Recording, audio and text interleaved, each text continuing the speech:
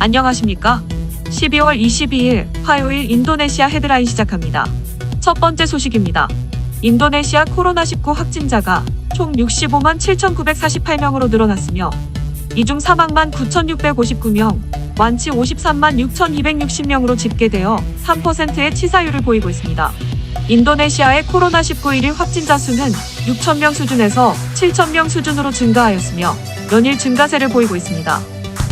인도네시아 국민의 65%가 코로나19 백신 접종을 희망하고 있는 것으로 나타났습니다. 예방접종 자문기관 조사에 따르면 코로나19 백신 접종에 대해 희망한다고 대답한 응답자는 65%, 아직 모르겠다는 27%, 거부한다는 8%였습니다. 그러나 접종 희망자에게 자기 부담으로 비용 지불 여부를 묻자 지불한다고 한 것은 35%에 불과하며 38%는 지불하고 싶지 않다. 27%는 아직 모르겠다고 대답했습니다. 또한 자기 부담으로 지불 가능 금액은 5만 루피아가 약 31%, 10만 루피아가 28%, 50만 루피아 이상은 4%였습니다. 한국과 인도네시아의 포괄적 경제동반자 협정 정식 서명 행사를 계기로 한국을 방문한 인도네시아 장관 4명 가운데 2명이 수행원들과 함께 돌연 일정을 취소하고 귀국했습니다.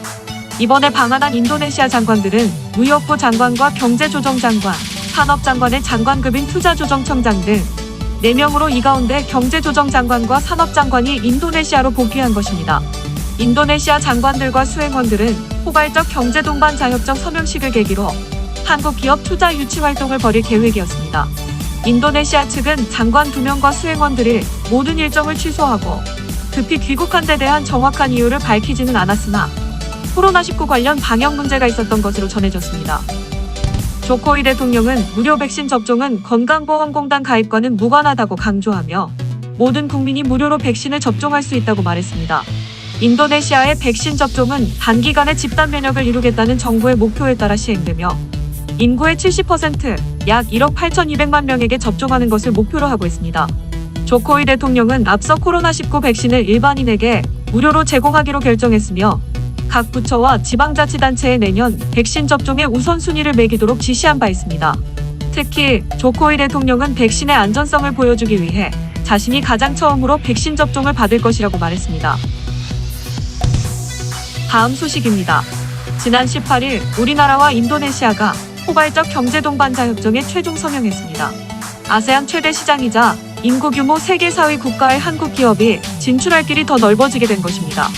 성윤모 산업통상자원부 장관과 인도네시아 무역부 아구스 수파르만토 장관은 이날 서울에서 한 인도네시아 포괄적 경제동반자 협정에 최종 서명했습니다.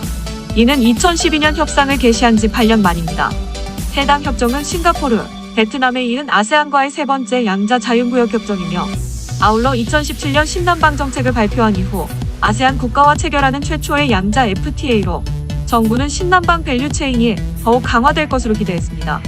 양국은 해당 협정에서 기존 한아세안 FTA와 역내 포괄적 경제동반자 협정보다 시장 개방 수준을 높였으며 한국은 최종적으로 전체 품목 중 95.8%, 인도네시아는 94.8%의 관세를 철폐했습니다. 이는 기존 협정보다 한국은 1.6%포인트, 인도네시아는 3.3%포인트만큼 추가 관세를 철폐한 것입니다. 다음 소식입니다. 인도네시아 에디 프라보워 해양수산장관과 줄리아리 바투바라 사회부장관 등 두 장관이 뇌물수수 혐의로 체포됨에 따라 가까운 시일 내에 개각이 이뤄질 것이라는 견해가 강해지고 있습니다. 지난 15일 조코이 대통령이 그린드라당 당수인 프라보워 국방장관 등 당 간부들과 회담을 통해 체포된 에디 장관의 후임에 대해 논의한 것으로 알려졌습니다. 참고로 체포된 에디 해양수산장관도 그린드라당 소속입니다. 하지만 현지 언론 보도에 따르면 그린드라당은 대통령과 회담한 사실을 인정하면서 개각에 대해 협의한 부분에 대해선 부정했습니다. 그린드라당은 농업진흥 지역에 대해 논의하기 위한 정기적인 회담이었으며 강요 인사는 대통령의 권한이며 우리가 강요 후보자의 이름을 제시할 수 없다는 입장을 발표했습니다. 그린드라당 소속 장관은 현재 국방장관과 해양수산장관 2명입니다.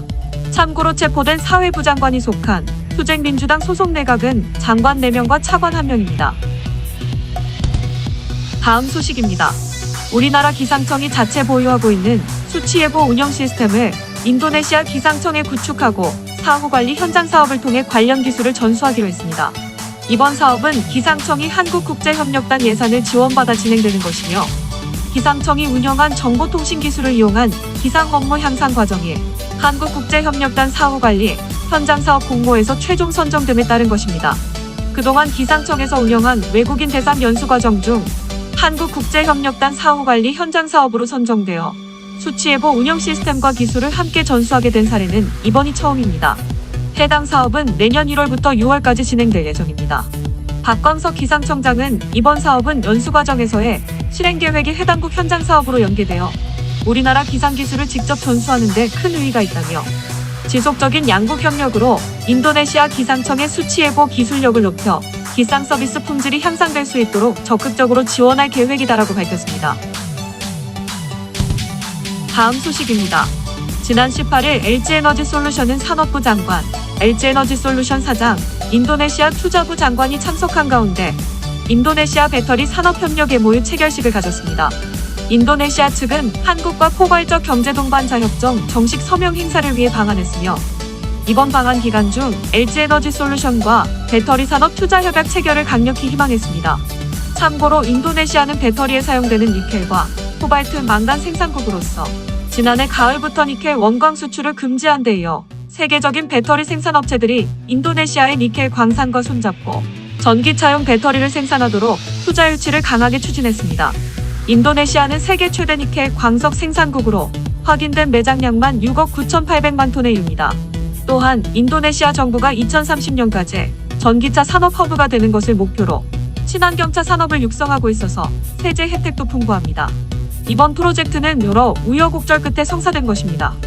특히 최근엔 경쟁사인 중국 배터리 업체 CATL이 인도네시아 정부의 니켈 광산에 대한 공격적인 투자 의향을 밝히면서 막판까지 치열한 투자 유치 경쟁을 벌여야 했으며 이번 MOU 체결 전날까지도 세부적인 조항을 두고 협상을 지속했던 것으로 전해졌습니다.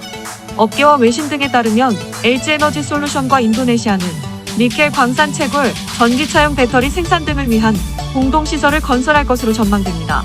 5개년 프로젝트의 LG 측의 투자 금액은 2조 원 안팎이라는 추정도 나옵니다. 다만 LG에너지솔루션은 이날 체결된 MOU가 아직 구속력이 없는 포괄적 협력에 대한 내용이라고 밝혔습니다. LG에너지솔루션은 인도네시아 투자부와 체결한 MOU는 현지 투자와 관련해 맺는 MOU로 아직 구체적인 사항이 확정되지 않았다며 추후 확정되는 내용이 있으면 공식적으로 알리겠다고 설명했습니다. 다음 소식입니다.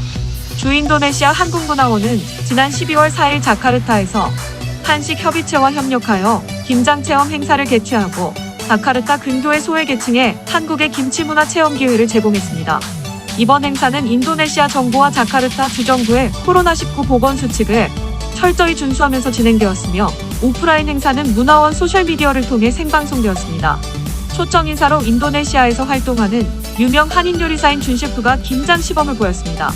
참가자들은 준 셰프의 시연에 따라 재료 다듬기부터 절임, 버무리기 등 전 과정을 따라했으며 체험 과정을 영상으로 남기기도 하는 등 적극적인 모습을 보였습니다. 이날 행사에서 만든 김장김치는 평소 김치를 접하기 어려운 소외계층에게 김치 문화를 체험할 수 있도록 나눔하였습니다. 이번 행사는 한국의 김장철을 맞아 김치에 관심이 많은 인도네시아인들이 직접 김장을 체험하고 연말을 맞아 인도네시아의 어려운 이웃들에게 김치를 나눔으로써 모든 계층의 K-푸드 문화를 확산시키는 데 기여를 한 것으로 평가됩니다. 다음 소식입니다. 2021년 국제농구연맹 남자 아시아컵 본선이 인도네시아에서 개최됩니다. 지난 18일 국제농구연맹은 인도네시아가 아시아컵 2021 본선 대회 개최국으로 결정됐다면서 대회는 내년 8월 16일부터 28일까지 아시아와 오세아니아에서 16개 팀이 참가한 가운데 열린다고 발표했습니다. 국제농구연맹은 인도네시아에서 아시아컵을 치르는 것은 1993년에 이은 두 번째라고 설명했습니다. 또한 인도네시아는 2023년 피바 농구 월드컵도 필리핀, 일본과 공동 개최할 예정입니다. 아시아컵을 열어 농구 월드컵 개최 준비와 함께 국가대표팀의 경기력 향상도 꾀하겠다는 것이 인도네시아의 목표입니다. 참고로 2021 피바 남자 아시아컵 예선은 지난 2월에 시작했으며 홈앤드 어웨이 방식으로 진행될 예정이었습니다. 하지만 코로나19의 대유행 때문에 올해 11월 일정부터 한 곳에 모여서 치르는 방법으로 변경됐습니다. 대한민국이 속한 조별리그 A조 잔여 경기는 2021년 2월 필리핀에서 개최되며 현재까지 2승을 기록하여 필리핀에 이어 조 2위를 달리고 있습니다. 시청해주셔서 감사합니다. 다음 시간에 뵙겠습니다.